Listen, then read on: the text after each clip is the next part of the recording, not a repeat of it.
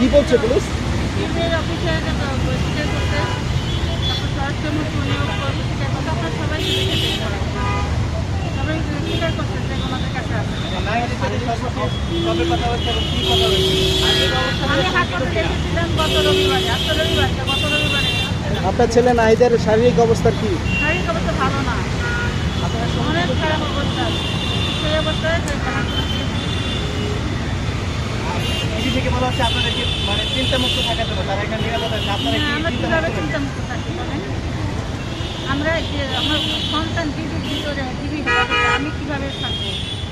কীভাবে আমি তারা বলছে যে তারা নিরাপত্তা দিচ্ছে? না না কীভাবে নিরাপত্তা তো দিচ্ছে, আপনারা কেমন মারধর করা হয়েছে, তাহলে আমরা কীভাবে না আমার সন্তান আমার কাছে আপনাদের তাহলে মূল দাবিটা কি একসাথে বলুন। আমার সন্তান আমার কাছে ফিরে যেতে চাই এবং এদের সাথে যারা আছে 5 জন সবাই সে যেন সরকার নিরাপত্তা ছেড়ে দেয়, মুক্ত করে দেয়। হেফাজতে নিয়ে হাসপাতালে যে হেফাজতে রাখা যেত ছিল হাসপাতালে তো ছিল, সেটাই তো আমার প্রশ্ন তো সেটাই।